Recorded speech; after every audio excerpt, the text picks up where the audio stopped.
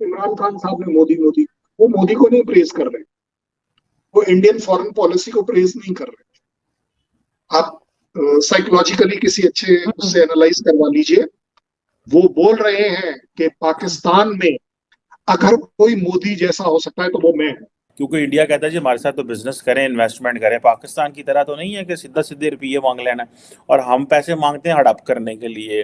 सबकी नजरें इस वक्त बाली पर है, और बाली के बाद है कि शायद हिंदुस्तान की तरफ ज्यादा देखा जा रहा है, क्योंकि रशिया को अगर कोई रोक सकता है यूक्रेन में या फिर कहीं और, तो गालिबन वो नरेंद्र मोदी जी को देखा जा रहा है। अब क्योंकि इंडिया ये कह रहा है कि हम ग्रीन एनर्जी को, they are going to make green energy centre of the discussion in the G20। So उसमें भी आप देखें कि इंडिया जो है वो सऊदी अरब से वो फायदा लेगा। सारे दरिया जो हैं वो कश्मीर से फूटते हैं, और दरिया और सारा दुनिया का पानी जो है वो कश्मीर में ही मौजूद है, और हमारे पांचों दरिया भी जो हैं वो भी कश्मीर से ही आते हैं। इंडिया जो है वो अपनी जो मुस्लिम फौज है वो भी सऊदी अरब को देने को तैयार है कि अगर सऊदीज मान जाएं तो वो जो मुस्लिम फौज है, मुस्लिम जनरल जो हैं वो सऊदी अरब जा सकते हैं, because the Saudis always needed a security. पाक स्टडीज़ के मेरे ख्याल पहले या दूसरे चैप्टर में हमें ये बताया गया है कि हमारे आज़ादी के वक्त पर हाथ पैर काट दिए गए, इसके अंदर हमारे साथ बड़े मजालिम हुए हैं, हमारे सारे हकूक सल्ब हो गए थे, और आज़ादी के बाद हम अजीब लाचारी की कैफियत में आ गए थे। एक से ज्यादा बारी दुनिया को ये बताया है कि जितना तेल रशिया से हम महीने में खरीदते हैं, उससे ज्यादा तेल एक दिन में ईयू खरीदता है रशिया से। तो वो हमें लेक्चर देना बंद करें। पाकिस्तान और हिंदुस्तान का नक्शा आपके सामने वाजे होगा, सैटेलाइट इमेज। आप देखिएगा कि हिंदुस्तान के अंदर हरियाली अब जगह जगह पहुंच चुकी है, क्योंकि वहाँ पे डैम बना लिए गए हैं, वहाँ पे बहुत सारे ऐसे पानी के ज़ख़ीरे बना लिए गए हैं। दूसरी तरफ पाकिस्तान में सिर्फ शोर शराबा चल रहा है, हम डैम बनाएंगे, वो आ रहे हैं, हमें पता ही नहीं है डेट्स। मतलब आज 11 नवंबर होगी, ये 12 नवंबर है, ऑलमोस्ट 11 नवंबर है, और 10 दिन के बाद है, लेकिन वो परवाह ही कोई नहीं कर रहे हुए। ठीक है, आ जाएगा यार, अभी डेट्स तय नहीं हुई। ठीक है जनाब, ये तो हो नहीं सकता डेट्स तय ना हो। डेट्स तो बिल्कुल तय, हर चीज़ की अरेंजमेंट है, एक आधे दिन का ऊपर नीचे हो सकता है, लेकिन इंडिया को उस तरह मोहम्मद बिन सलमान की ज़रूरत नहीं है जिस तरह पाकिस्तान को मोहम्मद बिन सलमान की ज़रूरत है। इंडिया को उस तरह सऊदी अरब की ज़रूरत नहीं है। गो के प्राइम मिनिस्टर मोदी जो हैं, उन्होंने उनको ज़रूरत है, क्योंकि वो जो कश्मीर के ऊपर जो प्लान रखते हैं वो तभी पूरा होता है जब मोहम्मद बिन सलमान, मोहम्मद बिन जैद और जो बाकी GCC के लोग हैं वो सारे नरेंद्र मोदी के साथ मिल जाएं। मोहम्मद बिन सलमान और नरेंद्र मोदी का जो पर्सपेक्टिव है रशिया के ऊपर वो सेम है। मैंने थोड़े दिन पहले एक डिस्कशन में ये कहा था कि किस तरह प्राइम मिनिस्टर मोदी और किस तरह मोहम्मद बिन सलमान जो हैं वो अमेरिका को आंखें दिखा रहे हैं। ठीक है जनाब, और अभी डॉक्टर जयशंकर रशिया जाके उन्होंने मजीद जरिए थोड़ी बहुत अक्खां ऐसा ना भी काट कुट देती हैं। ठीक है जनाब, और ये वेस्ट को कहा जनाब हमने ये लेने लेना है। इससे पीछे अगर आप जाएं तो जो अमेरिका ये जो है वो अभी इनकी दोबारा मुलाकातें भी होनी हैं। ये अभी तो ये बाली में मुलाकातें होनी हैं इनकी, जो G20 समिट हो रही है इंडोनेशिया में, वहाँ से फिर उन्होंने दोबारा मुलाकात होनी है, इधर इंडिया में मुलाकात होनी है। तो अब इमेजिन कर सकते हैं कि किस तरह की जो चीज़ें हैं वो होने वाली हैं। अब अगर आप देखें कि सुनने में तो ये आ रहा था कि मोहम्मद बिन सलमान जो हैं वो आएंगे, और वो बड़ा जाहिर बात है, क्योंकि इंडिया कहता है जी हमारे साथ तो बिजनेस करें, इन्वेस्टमेंट करें। पाकिस्तान की तरह तो नहीं है कि सीधा सीधे रुपये मांग लेना है, और हम पैसे मांगते हैं हड़प करने के लिए। मतलब बस ठीक है, अंदर आ जाओ, दे दो, कोई there is no point on that. और उनको पता है कि एक तो सऊदीज़ के पास पोटेंशियल है, दूसरा इंडिया के पास एक मुस्लिम पॉपुलेशन है जिसको कैश इन किया जा सकता है।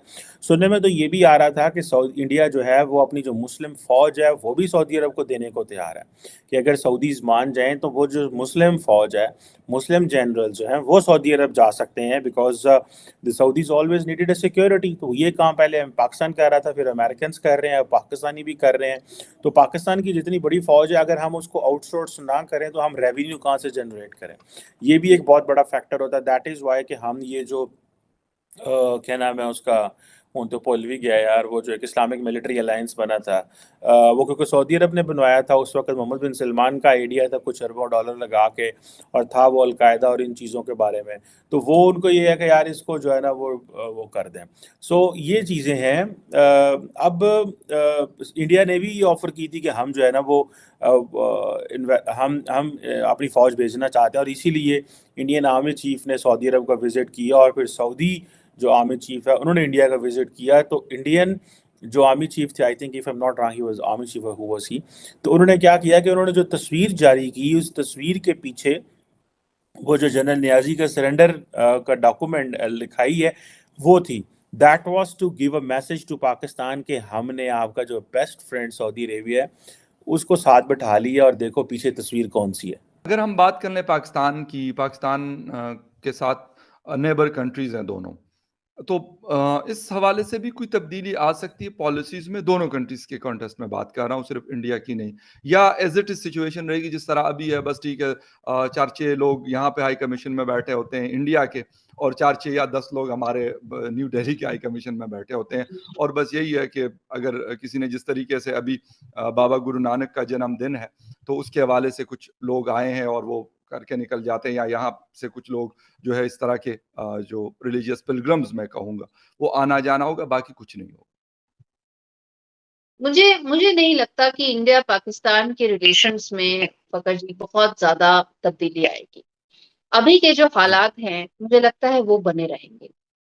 मेरा ये अनुमान है शायद बिगड़ भी सकते हैं, और उसका कारण जो इस वक्त पॉलिटिकल टर्मोइल जो पाकिस्तान देख रहा है वो एक बहुत बड़ी इंस्टेबिलिटी के रूप में आगे बढ़ सकता है। इमरान खान जो है वो पॉपुलर हो गए हैं एज ए लीडर, अब वो उनको एक ग्राउंड सपोर्ट मिल गया है।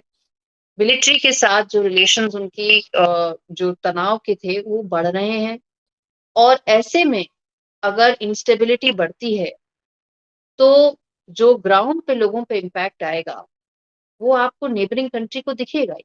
अगर पाकिस्तान में कोई रेवोल्यूशन या इंस्टेबिलिटी बढ़ती है और लोगों को लगता है किसी भी तरह का मूवमेंट होता है, नेबरिंग कंट्री तो इंडिया ही है, सबसे ज्यादा इम्पैक्ट उसी पे आएगा।